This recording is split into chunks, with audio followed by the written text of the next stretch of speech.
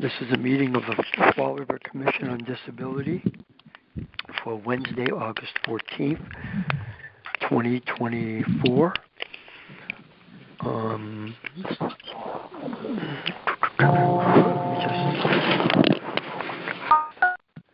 Pursuant to the open meeting law, any person may make an audio or video recording of this public meeting, or may transmit the meeting through any medium. Attendees are therefore advised that such recordings or transmissions are being made, whether perceived or unperceived, by those present and are deemed acknowledged and permissible.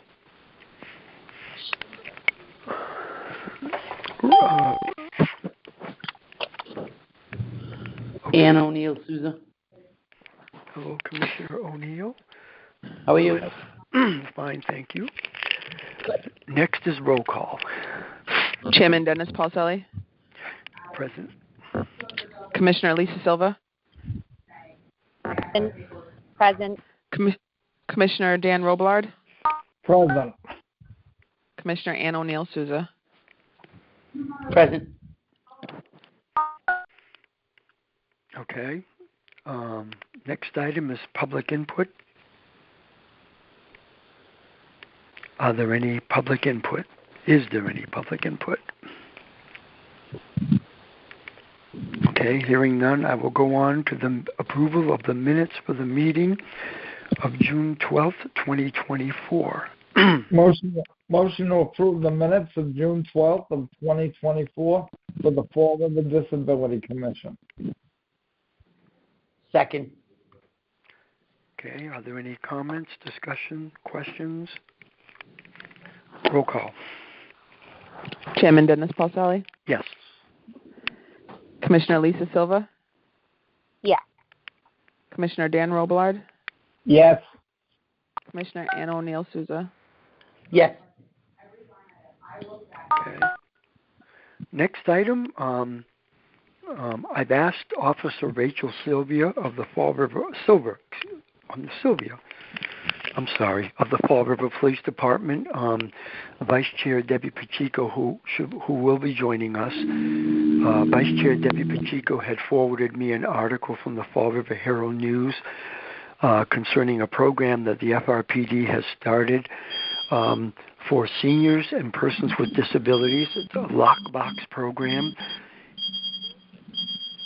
And I've asked if she could come and just kind of give some information of what the program is, since our meetings are both posted on our website and on Channel 18. This would give a little bit of an outreach for Officer Sylvia. So I'm going to turn the floor over to Officer Sylvia and thank her for coming. Thank you. So the program we borrowed from, I guess, a lot of areas in Rhode Island does it, and it's been successful for them. It's very simple. We go to somebody's house, whether they're elderly, disabled, or vulnerable for some reason.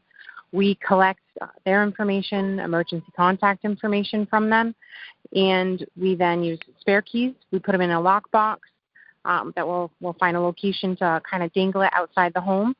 And then if they're in an emergency situation, if they call for us, if they maybe press a life alert button, or there's a real need for a welfare check on them, instead of going to the house and having to cause any damage, kicking in the door, we'll be able to use the keys, and it'll be easier and quicker for everyone involved.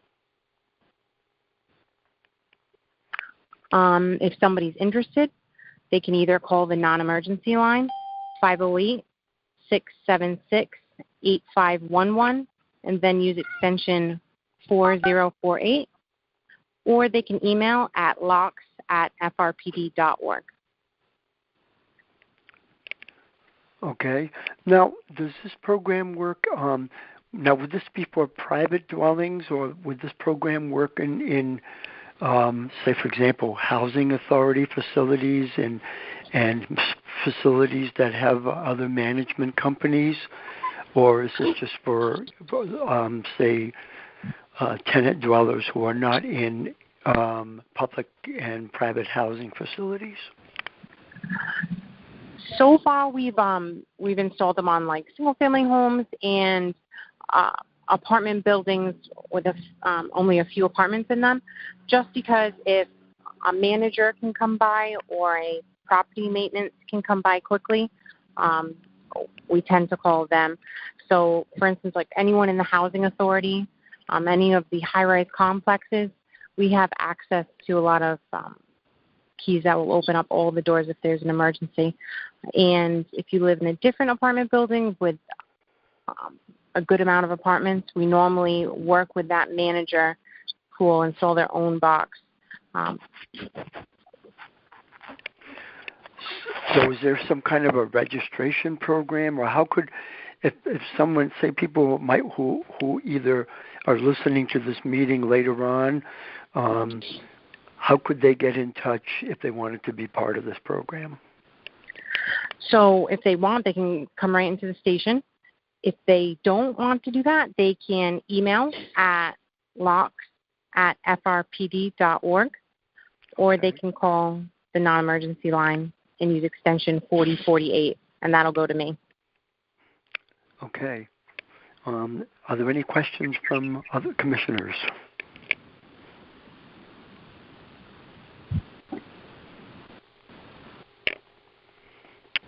And if anyone has any questions, I'm sorry. No, if anyone has any questions for me, I don't mind you give me a call and I can talk to people one-on-one.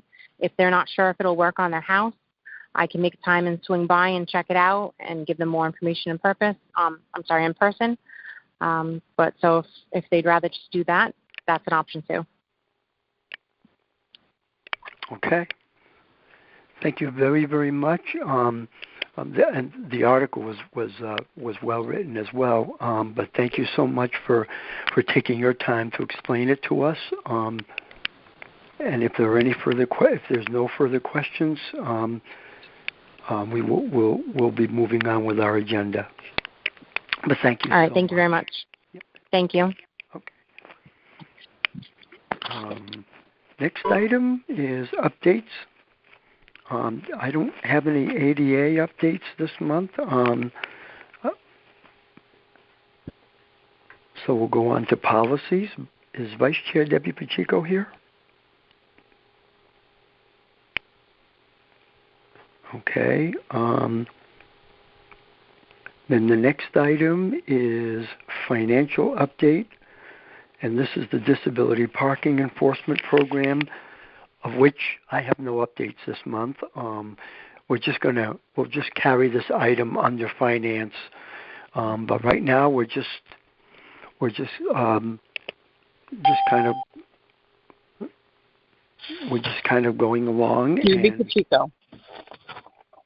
Okay, Vice Chair Debbie Pacheco. We just finished hearing from Officer Sylvia, and I can go over it with you offline.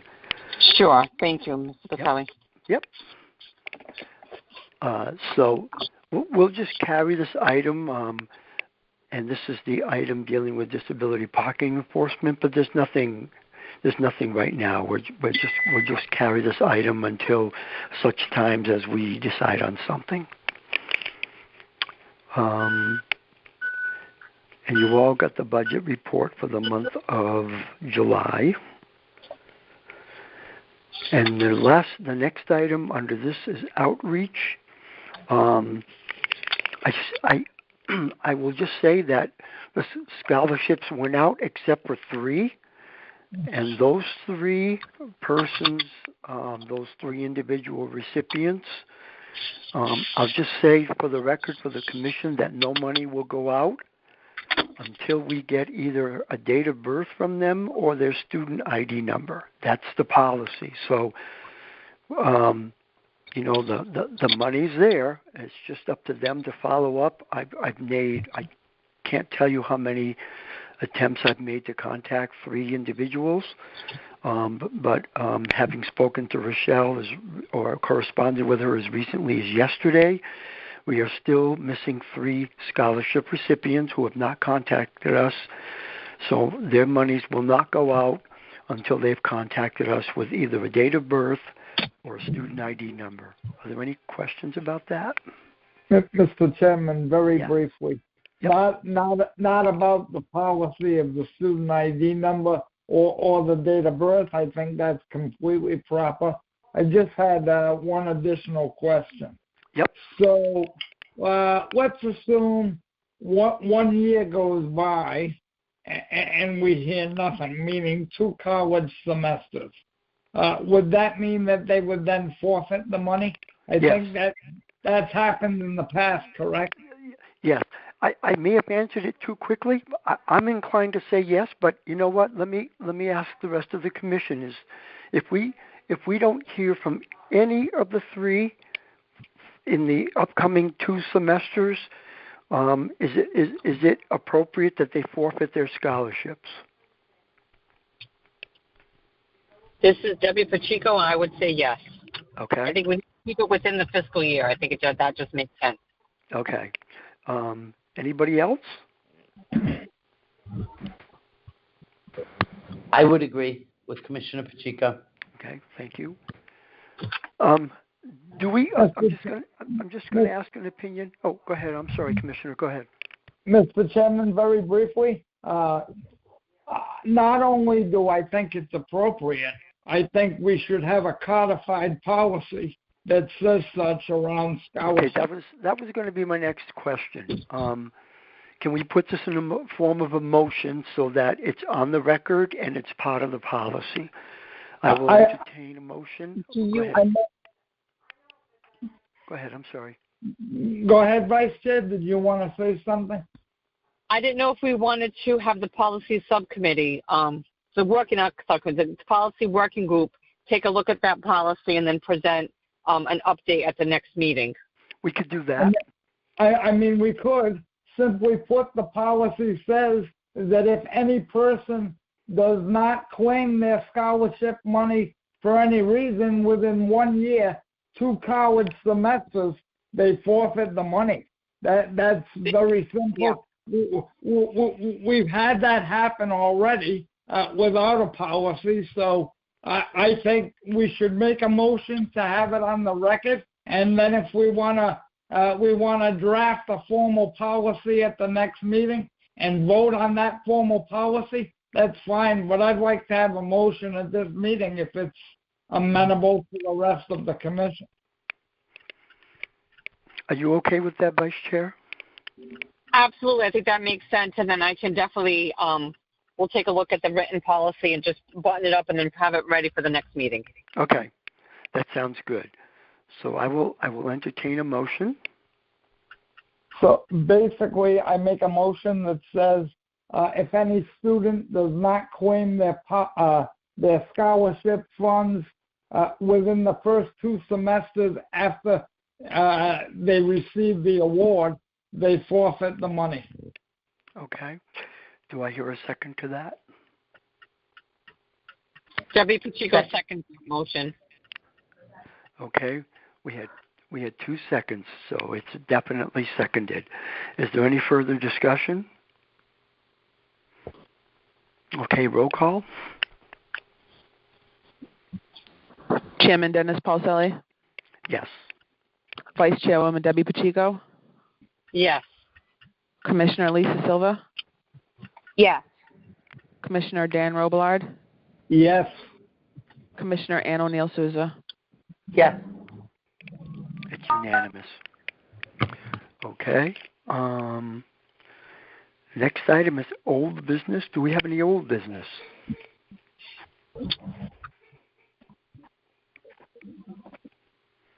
Okay. New business. I don't have any new business. Just that the next meeting will be on September 11th, Wednesday, September 11th. Is there any other new business?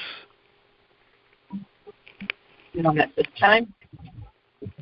Okay. I will entertain a motion to adjourn. All right. Debbie Pacheco, motion to adjourn. Second. Okay, so there was a motion. Okay, roll call? Chairman Dennis Paulselli, Yes. Vice Chairwoman Debbie Pacheco, Yes. Commissioner Lisa Silva, Yes. Commissioner Dan Robillard, Yes. Commissioner Ann O'Neill Souza. Yes.